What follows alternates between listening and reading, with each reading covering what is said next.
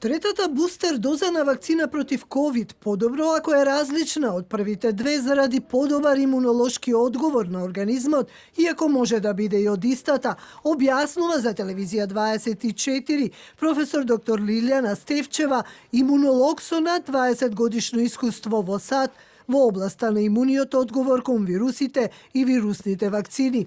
Со ова, таа одговори на дел од граѓаните кои се во дилема дали да примаат Pfizer за трета доза и се интересираат за вакцинација во Србија. Од имунолошка гледна точка е подобро.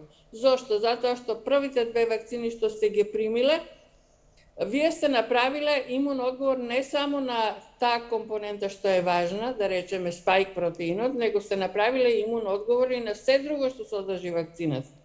Така да со третата доза прашање е колку ќе направите имун одговор на самиот спајк протеин, затоа што вашиот организам ќе одбие вакцината поради сите тие други антитела што ги имате кон другите компоненти.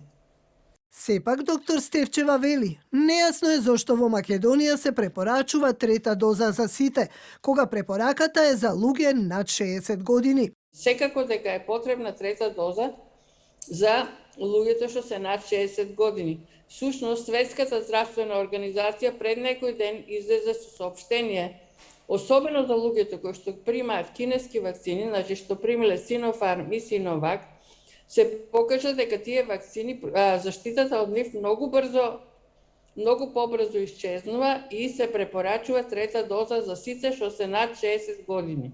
Не знам зошто кај нас се вакцинираат сите со трета доза, кога нели ние неаме вакцини, викаме. Многу ни е мал процентот на вакцинација, воопшто луѓето не ни се покриени, а сега ставаме и трета доза.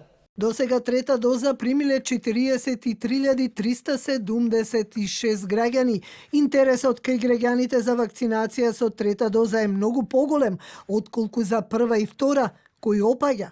Во последните 4 дена аплицирани се 1706 од прва доза, ревакцинирани се 1899, а трета доза примиле 4590 граѓани.